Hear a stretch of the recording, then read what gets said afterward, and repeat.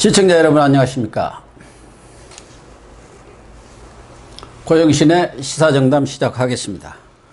시청자 여러분, 미래통합당 발족과 코로나19 확산 파장으로 총선 판세가 급변하고 있습니다. 우리나라 최고 데이터 전문가, 여론조사 전문가인 배종찬 인사이트 K 대표님 모시고 총선 전국 판세 심도 있게 분석해 보도록 하겠습니다. 네, 배 대표님. 안녕하십니까? 네, 안녕하세요. 지금 코로나19 이게 너무 지금 급증을 하는 상황 속에서 많은 국민들이 우려를 하고 있습니다. 우려도 하고 네. 우선 공포심이 들어요. 맞습니다. 이렇게 급격하게 확산될 줄은 누가 생각을 했습니까? 네. 뭐 그제까지 문재인 대통령 머지않아 종식될 거다 이렇게 해서 진짜 잡혀가는 모양이다 했더니 그게 아닌 모양이에요. 그리고 또 이게 뭐 너무 지나치게 과민할 필요가 없다 그랬는데 실제로는 과민했어야 됐던 거죠.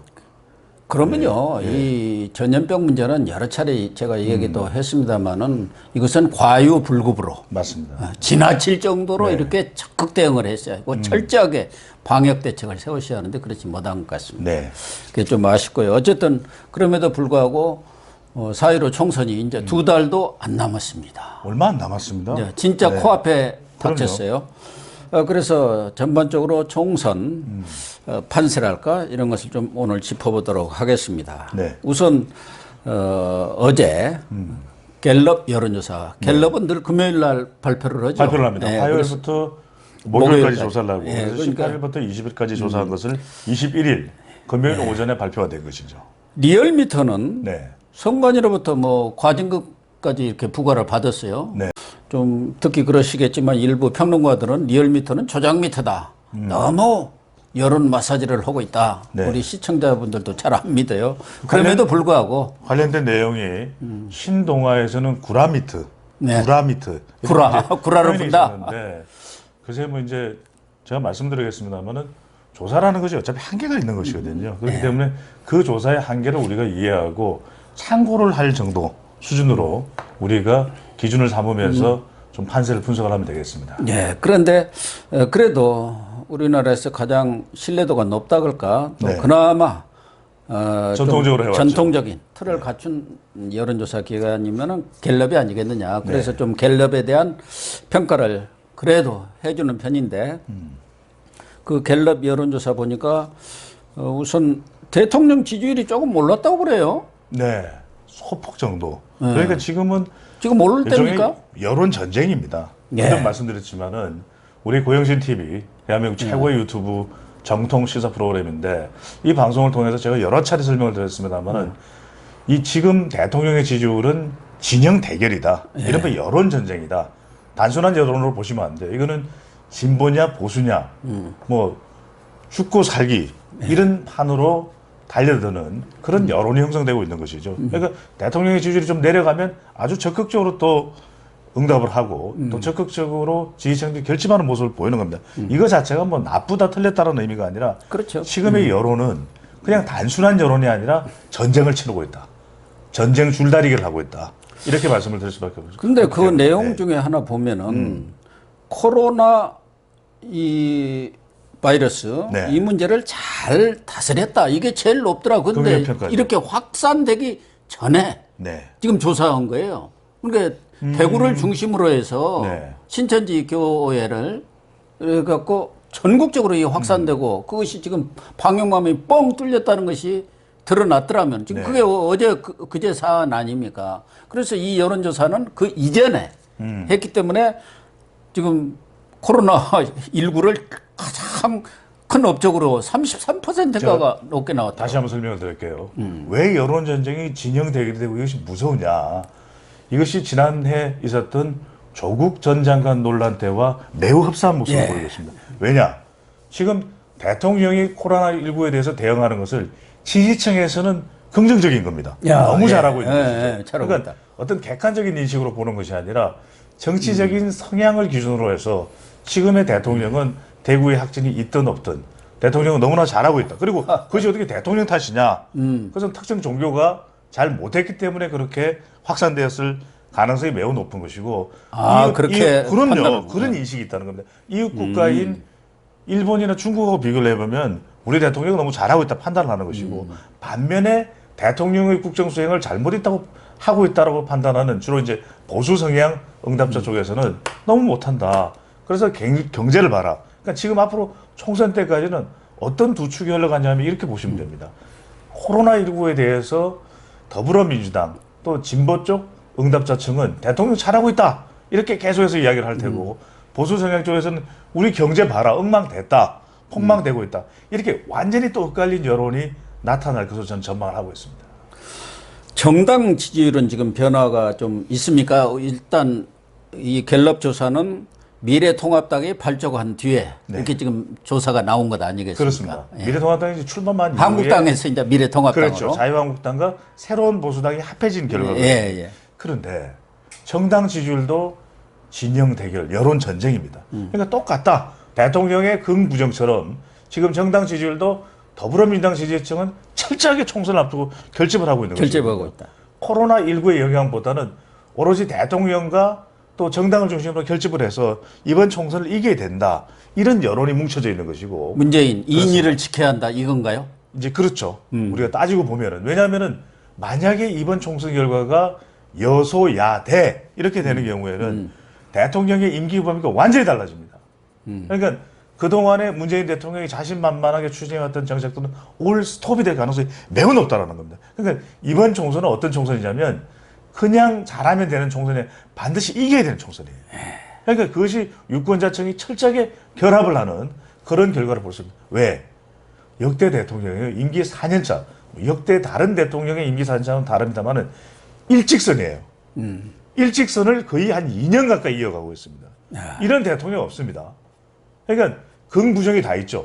장점과 단점이 다 있는데 아니 한 줄입니다. 한 줄. 왜냐하면 긍정이 얼마다 올랐다 내렸다. 지금 사실은 박스권입니다. 그러니까 철저하게 여론 줄다리기를 계속하고 있는 여론 전쟁인데 이게 무슨 의미가 있냐면 여기에는 합리적이고 이성적인 의견이 비집고 들어갈 틈이 없습니다. 그러니까 대통령과 또 지지층들이 생각하는 공천이 안 된다. 뭐 하고 있냐? 이 공천 집어치워라. 이게 지금 일어날 수밖에 없습니다. 일반 우리 중도에 있는 국민들이 이해가 잘 안 되죠. 아니 국민들을 대표해서 나가는 공천에 당에서 지지층들이 저렇게 벌떼같이 일어나서 누구를 반드시 세워야 된다라고 하는 것이 말이 될까요? 말이 됩니다. 이런 상황인 것이고 그에 반해서 지금 더불어민주당의 지지율은 뭐 40% 가까운 언저리 정도에 가 있고. 예. 근데 자유한국당에서 새로운 보수당이 합해졌는데 미래통합당 별 변화가 없는 이 다른 리얼미터의 조사도 그렇고 갤럽의 조사도 그렇게 나오고 있거든요. 지금 왜 그러냐?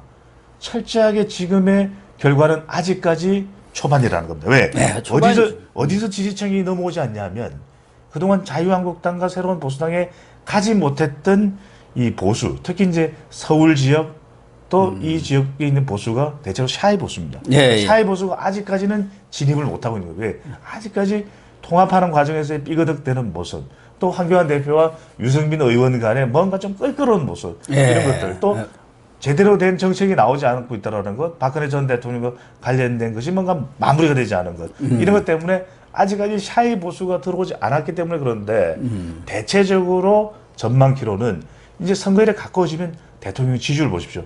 긍부정이 같죠. 1대1 거의 비슷한 지지율로 근접할 가능성이 높은데 리얼미터 조사 결과를 보더라도 미래통합당의 지지율이 크게 뛰지는 않았지만 올라가는 추세 한 자릿수 아니에요? 차이입니다. 한 자릿수로 차이라는 줄어들었어요. 것이 사실 정당의 지지율이 한 자릿수 차이라는 것은 현장에서 선거하는 후보들에게는 아주 큰 차이는 아닌 것으로 인식될 수도 있다는 거죠.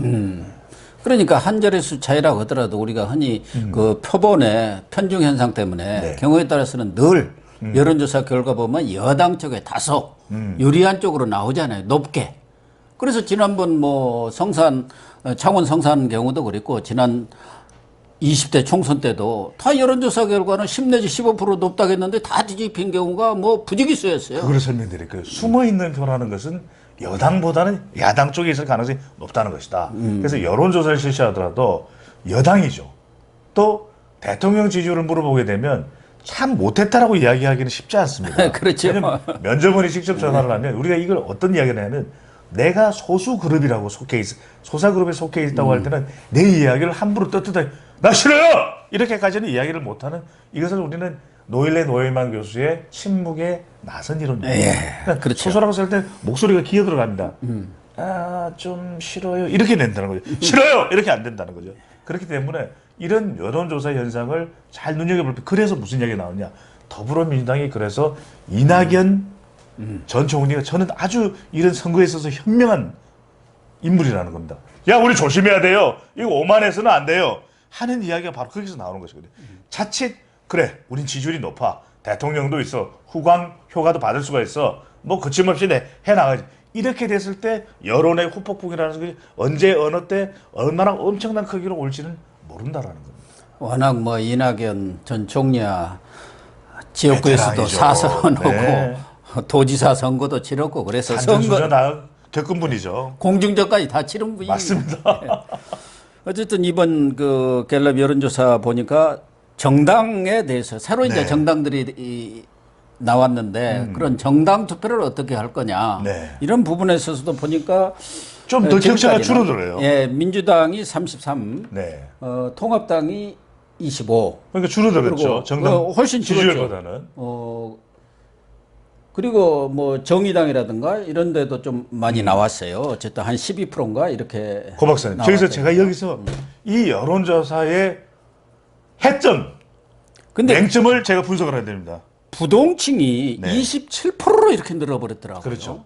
전에는 뭐 한 5%, 10% 많아야 그건 이랬지 않나요? 리얼미터예요. 리얼미터는 부동층이 아주 높지 않습니다. 대체로 10% 내외인데 예, 예. 왜 27%냐? 여기서 대략 10에서 많게 잡으면 15% 가량은 샤이 보수입니다. 아, 예, 예. 갤럽의 조사 결과가 네. 이건 이제 우리가 추정치기 때문에 아 그래 정말 그래 이렇게 뭐 대묻기보다는 이게 그 정도 되는. 그러니까 이 무당층이 갤럽 조사에서 줄어들면 예, 예. 이들이 어디로 가냐? 샤이 보수가 샤랄라 그러면서 이제는 미래통합당 쪽으로 갈 수가 있다라는 겁니다. 예. 이것이 이번 선거의 제일 관건. 그리고 1대1 구도로 만들었다는 것 자체가 선거는 구도, 이슈, 후보 아니겠습니까? 후보는 공천입니다. 이슈는 뭡니까? 코로나죠. 더 이상 뭐 다른 이슈가 없죠.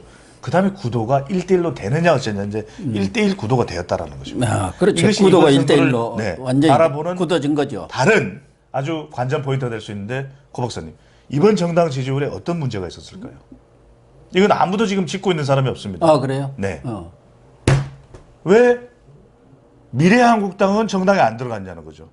그렇지 않습니까? 미래한국당도 정당 투표할 수 있잖아요. 예. 위성 정당이라도 예. 비판할 수는 있습니다. 그렇다면 적어도 정당 포기 선택지에는 더불어민주당, 미래통합당, 아, 정의당, 그렇죠. 미래한국당이 들어가지 미래한국당이 들어가야 되죠.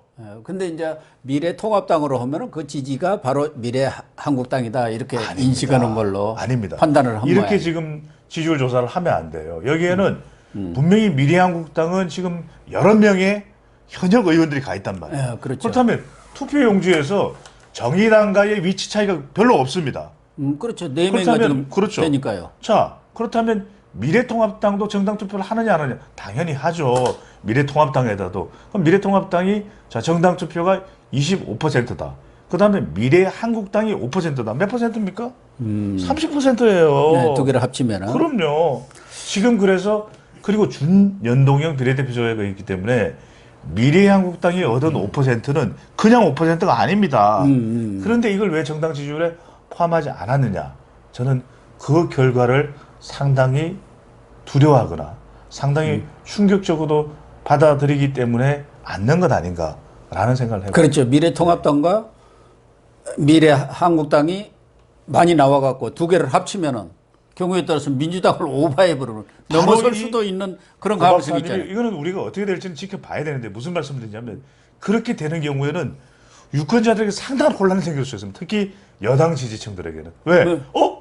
우리는 찍을 정당 투표 정당이 더불어민주당밖에 없는데 보수 쪽은 미래통합당과 미래한국당이 있네? 예. 그런데 그 결과를 보고서 더불어민주당 지도층에서 야 우리도 지금부터는 비례 위성정당을 만들겠습니다. 됩니까 안 됩니까? 안 된다라는 거예요.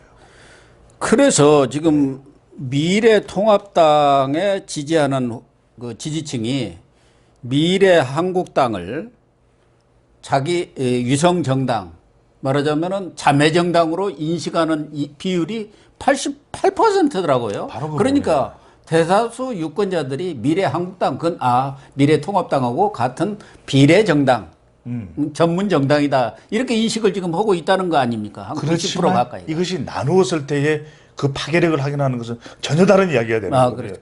그러니까 결과적으로는 이렇게 전략적 투표가 되느냐 안 되느냐. 전략적 투표가 돼야죠. 확인하는 순간 그 충격파는 이만저만 이만하지가 않다라는 겁니다. 왜? 지금 정당 투표에 대해서 보수 지지층들이 그냥 미래통합당에게 다 투표를 할 거야. 이렇게 돼버리면 미래한국당은 지리멸렬되는 것이거든요. 근데 그게 아니라 나눠야 되지. 그러면 그러니까 60대 이상에서 지역 후보는 미래통합당. 네. 정당 투표는 미래한국당. 이렇게 딱 인식이 되어야 효과가 극대화되는 거예요. 이것이 지금 여당으로서는 가장 큰 위협이 되는 겁니다. 그래서 지금 더불어민주당 이근영 전략기획위원장도 우리는 20석을 지금 말하자면 통합당한테 지고 들어간다. 기본 출발선에서. 왜 그러냐. 지금 민주당의 경우는 연동형 선거제 때문에 거의 비례대표를 얻기가 어려워요. 서울신문이 이렇게 어제 갤럽 조사를 기반으로 분석한 것 보면은 미래한국당은 26석. 그렇죠. 그다음에 민주당은 8석. 그러니까 거의 20석이 차이가 나요. 신문 보도 내용입니다. 네, 신문 보도 내용. 정의당이 한 13석. 네. 이렇게 얻는 걸로 되어 있기 때문에 그래서 정당 투표에서. 예. 그러니까 고 박사님 보십시오. 지금 가장 큰 타격을 받는 것이 사실은 누구냐? 사실은 더불어민주당이라. 그래서 제게 제가 넘어간 거예요. 4+1의 패스트트랙 이후에 설마 위성정당이 생기겠느냐? 그건 없을 거다. 정의당의 경우에는 한 20석 가까이 기대를 할 수 있었던 거예요. 그런데 미래한국당 쪽으로 저렇게 가버리게 되면 이것을 정말 부메랑이 돼서 패스트트랙을 통과시킨 것에 대한 이 영향을 받는 것은 사실 더불어민주당이거든요. 왜냐하면 범진보 진영은 민주당 플러스 뭡니까? 정의당이거든요. 예. 그러면 지금 이런 상황에 대해서 아주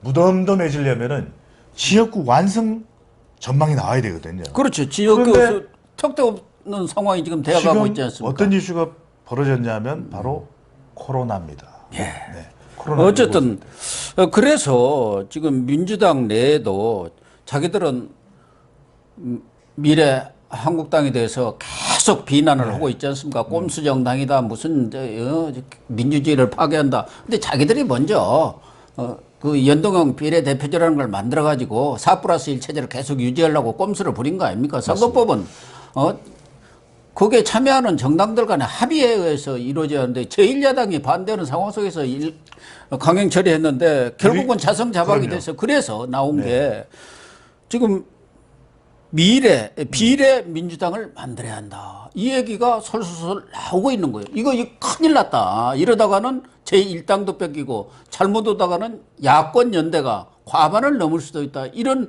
위기의식 때문에 그래서 늘 나오는 사람 있죠. 무소속에 손혜원이. 네. 손혜원. 손혜원이가 느닷없이 내가 안 하려고 그랬는데 뭐 솔직히 하고 싶지는 않은데 이런 일을 해야 하나 뭐 이렇게 SNS 쓰면서 말하자면은 이 민주당을 지지하는 그런 깨어있는 시민정당을 하나 만들어야 하지 않겠느냐. 그러니까 쓰리쿠션이라고 하잖아요. 네. 자기들이 지금까지 한 일이 있고 또 한국당을 그렇게 미래한국당을 비난했기 때문에 민주당 내에서는 만들기는 어렵고 그러니까 손혜원을 통해서 이렇게 만들려는 거 아닌가. 거기에 또 하나는 지금 윤건영이 올해 나오려고 있는 국정상황실장 아닙니까? 윤건영이는 뭐 문재인의 복심이라는 건 천하가 알고 있는데 윤건영이도 우리가 그것에 대해서 좋게만 생각할 게 아니라 다 터놓고 생각을 해야 한다. 응? 그렇게 지금 이 얘기를 하고 있어요. 윤건영이까지도. 정봉주가 자기 세력을 끌고 거기에 또 참여를 한다. 이런 얘기까지 놔두고 있어요. 그러니까 민주당 내에서도 이거 차마 만들 수는 없고 그러니까 다른 사람을 통해서 쓱 이렇게 지금 만들려는 거 아닌가. 이런 관측들이 지금 나오고 있습니다. 지금 고 박사님께서 말씀하신 그 부분이 사실은 지금 이 핵심입니다. 핵심인데 또 하나 중요한 것이 이것 자체가 이번 선거를 정말 일파만파 영향을 줄 수 있는 바로 이게 아킬레스건이죠. 불똥이 될 수도 있다. 더불어민주당으로서는 이거 눈 뜨고 봉변당하는 것이거든요. 그러니까 보수 정당에서는 위성 정당을 만들어서 여쨌거나 간에 예, 하든 말든 그럼. 현실인 것이거든요. 아니 유권자들이 찍겠다는데 그걸 막을 노릇은 없습니다. 예. 그런데 바로 여기서 등장하는 것이 그럼 4+1 누구 때문에 이렇게 이 적극적으로 4+1을 그 온갖 파장을 다 겪으면서 할 수밖에 없었냐? 정의당이거든요. 그러니까 정의당과의 연대를 위해 썼는데 막상 정의당이 이 준연동형 비례대표제에서 재미를 못 본다. 원하는 만큼의 의석을 확보하지 못한다. 이렇게 되면은 전반적으로 다 흔들리는 것이거든요. 그런데 지금에 와서 비례민주당을 한다고 할 때 이건 또 역풍이 부는 겁니다. 왜? 그러니까 고심을 하고 있는 예. 거예요. 그래서 그 당직자들, 그렇죠. 주요 당직자들은 우리 그런 생각 해본 적도 없고 검토한 바도 없다.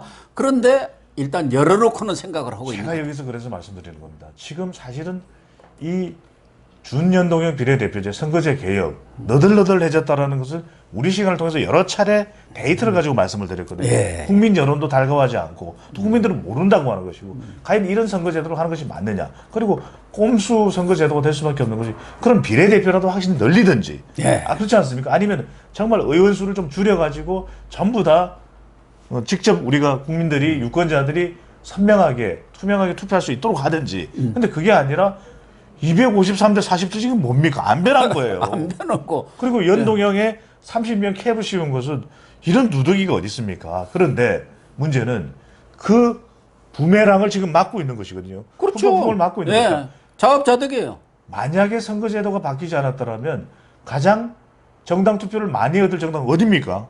더불어민주당이에요. 그렇죠. 가장 지역구 승리 가능성이 높았던 정당, 어느 정당입니까? 그런데 이건 눈 뜨고 당하게 생긴 거예요. 그런데 여기서 이런 선거제도, 그 다음에 검찰과 또 추미애 법무장관의 충돌, 공수처 사건 아니겠습니까? 네. 아니 이걸 누가 체크하고 있었어야 되는 겁니까? 청와대 국정상황실장이 체크를 하고 있었어야죠. 그 사람 지금 선거 나가버렸잖아요. 저는 이런 그 코로나19에 대해서도 물론 아무런 근거 없이 정부 탓을 하는 것이지만 많은 국민들은 그렇게 이야기를 합니다. 청와대에 과연 조기 경보 체제는 있느냐. 아니 이렇게 나라가 어지러운 상황이 됐을 때 미리 다 좀 예측하고 예견하고 또 청와대에서 이것을 일사불란하게 준비하고 대응했더라면 더 나았을 텐데 이야기를 하면 전부 선거에 나가 있는 겁니다. 그러니까 청와대에서 좀 그나마 쓸만하다는 사람들은 전부 청와대에서 나가가지고 선거에 뛰고 있어요. 지금 60-70명 아닙니까? 그 사람들만. 그러니 청와대가 텅 비어 있는 거예요. 그래서 지금 청와대에서 내가 대변인입니다 하면서 이야기하는 사람이 있나요? 권민정 전 대변인은 동작을에 나가 있죠. 동작을 또 광진을 이렇게 하다가 네. 또 절로 광진으로 가 있는 거 아니겠습니까? 그래서 지금 그동안 청와대라든가 민주당은 상당히 오만했다는 게 민심을 잘못 파악했다는 것을 입증하는 게 이런 선거 연동형 선거제 도입하고 4+1 체제를 잘 유지하면은 당연히 총선에서 이기는 걸로 또 지금처럼 이런 총선 구도가 바뀔 것으로 예상을 못한 거예요. 제가 볼 때는 적어도 황교안이 절대 종로 못 나간다.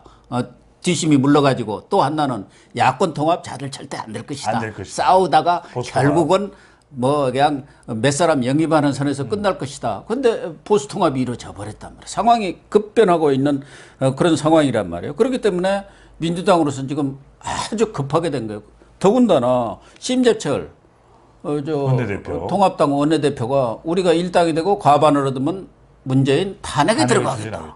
네. 이렇게 지금 공언하고 있는 그런 상황 아닙니까? 그러니까 그래서 민주당도 야, 욕먹더라도 그래도 비례정당을 만들어야 하는 거 아니냐? 말은 안 한다고 하지만 속으로는 그게 지금 팽배하다는 거예요. 그런데 고선생님 생각해 보시죠. 지금 만시지탄이 될 수밖에 없는 게 이 형국의 여당으로서 지금 대구 경북에는 갤럽 조사 기준에 의하면은 이 감염에 대한 우려, 지금 코로나19에 대한 공포심 10명 중 8명이에요. 근데 이런 상황에서 대구만 그런 게 아니라 우리 대응을 국민들 다 전국적으로, 비슷할 겁니다. 전국적으로 확산되어 있는 거죠. 그런데 이 상황에서 선거만 생각하고 비례민주당을 만들겠다.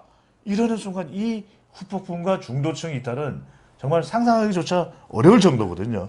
그럼 이건 내놓고 하기가 어렵다라는 거예요. 그런데 내놓고 하지 않은 것에 대해서 정의당은 어떻게 판단할 것이며 왜 정의당은 사실상 비례민주당 그렇죠. 만든다고 하면은 아마 그렇지 않아도 지금 심상정이가 멘붕 상태인데 아마 난리 날 겁니다. 그러니까 정의당에서는 이 이야기를 합니다. 왜 더불어민주당 지지층들이 우리 찍으면 되는 건 아니냐 이 이야기를 하는 것이거든요. 그런데 네. 선거가 이제는 지역구에서 초박빙이 되면 투표소에 가신 분들이 그렇게 전략적으로 생각하기가 쉽지가 않습니다. 어렵죠. 또 정의당도 자기들이 원내 교섭단체 되면은 반드시 민주당 편 든다고 볼 수도 없어요. 자기들도 집권하려고 생각하고 자기들도 다 이 장기 플랜이 있는데 왜 2중대, 3중대만 하려고 하겠습니까?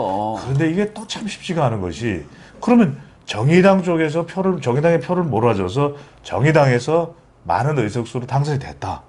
그러면 야 나중에 이거 야 우리 덕분이야. 선거 끝나고 나서 몇 자리 내놔. 그런데 됩니까? 비례대표이기 때문에 줄 수도 없어요. 줄 수도 없고 이럴 수도 그리고 없고 그 선거 저럴 끝나고 수도 나면 없고. 그것은 끝이 우리 때문에 된 거지 뭐 너희들하고 관계없어. 다 그렇게 되는 거예요. 고 박사님께서도 강조를 하십니다만은 선거는 절대 안심을 할 수가 없습니다. 지금 선거의 구도 1대1이 된 거예요. 이제는 더 이상 야당복이라는 것은 존재하지 않는 겁니다. 코로나19 사태 속에서. 그다음 이슈는 코로나19입니다.